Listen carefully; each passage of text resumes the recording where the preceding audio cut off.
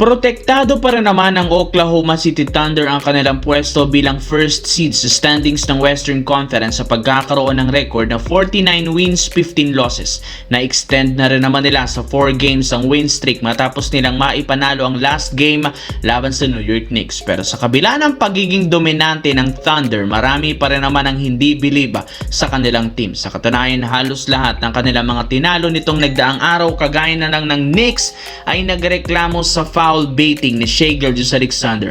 May isang viral na video pa nga sa social media kung saan ginawang awkward pa nga ni SJ ang kanyang shooting form para lamang makasungkit ng foul. Kaya eto ang mismong dahilan bakit may ilang mga teams ang personal na nakikipag-usap at nagre-reklamo ngayon sa NBA patungkol sa ginagawang ito ni Shai Gilgeous-Alexander. Kailangan nga daw itong masolusyonan ng mga referee at ng liga gayong masyado nga daw nadadaya ni SGA ang laro sa loob ng liga.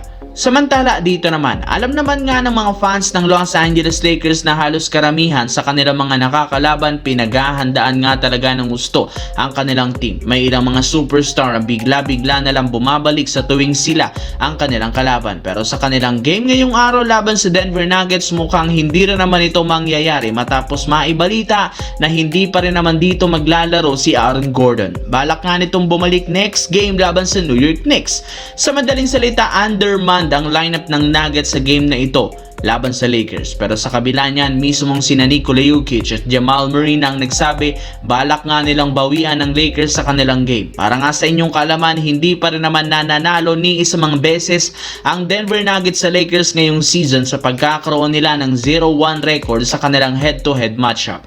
Pero di nga kagaya ng nakaraang laban maglalaro sa lineup ng Nuggets si Nikola Jokic, kaya magkakaroon sila ng mas mataas na tsansang manalo. Sa kabilang banda, sa unang pagkakataon may tsansa na ngang makabalik ang Minnesota Timberwolves sa itaas ng standing sa pagkakaroon nila ng sunod-sunod na panalo. Pumapabor nga para sa kanilang team ang kapalaran ngayong season, hindi katulad sa umpisa ng kampanya. Pero hindi lang naman ang pag-angat sa standings ang balak nga gawin ng Timberwolves ngayon, bagkus plano nga ng team bumawi pagdating sa playoffs. Ayon sa naging pahayag ni Anthony Edwards sa interview matapos ngang matalo ang Timberwolves sa Western Conference Finals sa nakalipas na 2 taon, mas gutom nga siyang makabawi ngayon. Sisiguraduhin niyang makakabalik muli sila sa West Finals, and this time sisiguraduhin niyang magagawa nila ditong manalo at makaabot sa NBA Finals. Kumpara last season, mas solido ang kanilang lineup at mas nag-improve na rin ang lahat ng mga players, kaya handa na nga silang mag-compete